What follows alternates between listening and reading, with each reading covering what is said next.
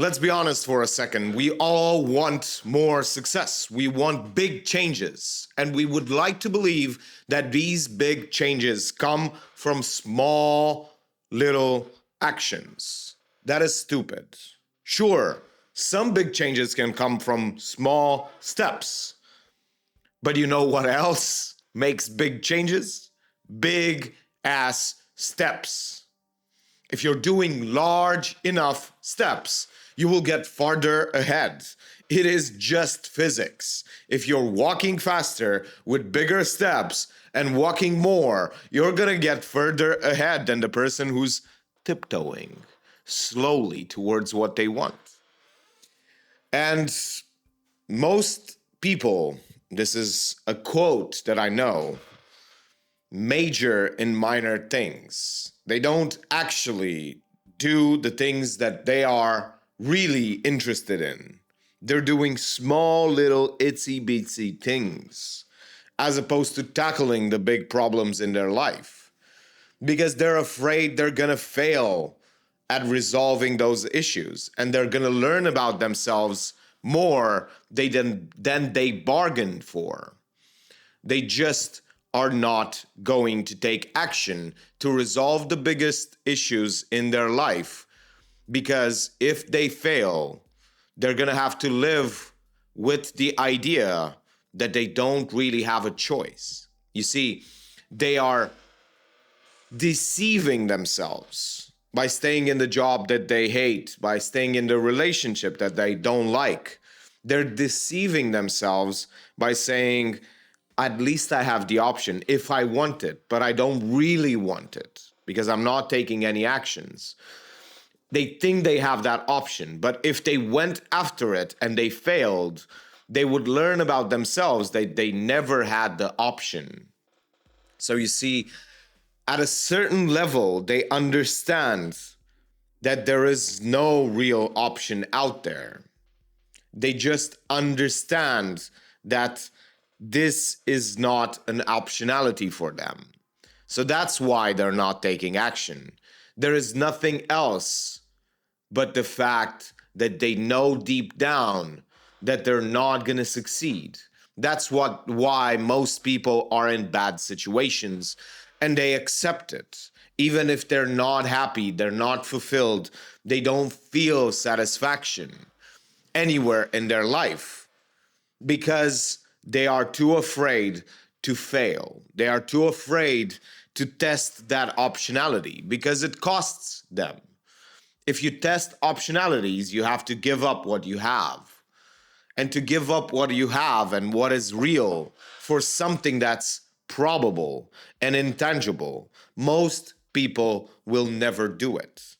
Even if there is a big opportunity in front of them to be more happy, to be more fulfilled, they will not do it because of this single fear of failure.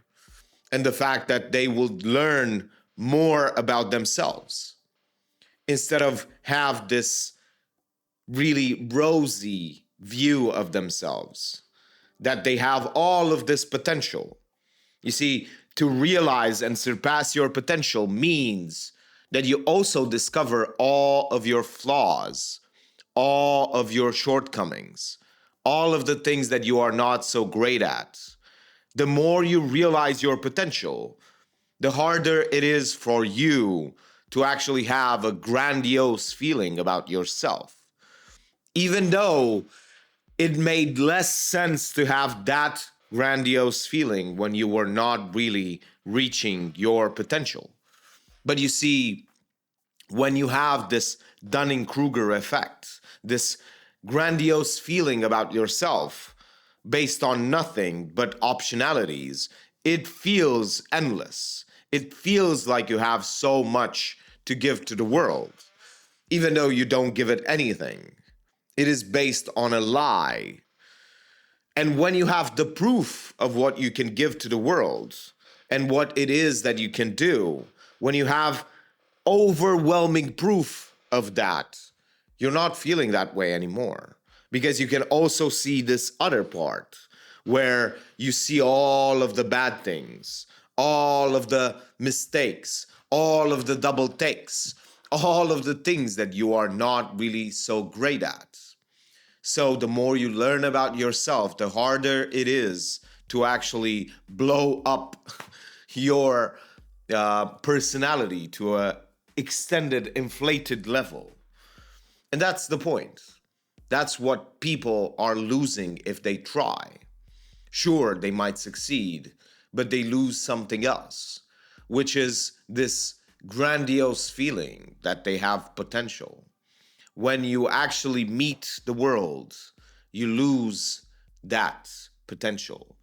When you realize that potential, you actually lose this ability for your mind to imagine what it would be like, because you don't have the fantasy anymore. You have the reality in your hands. But you have to understand that that's exactly what you have to do.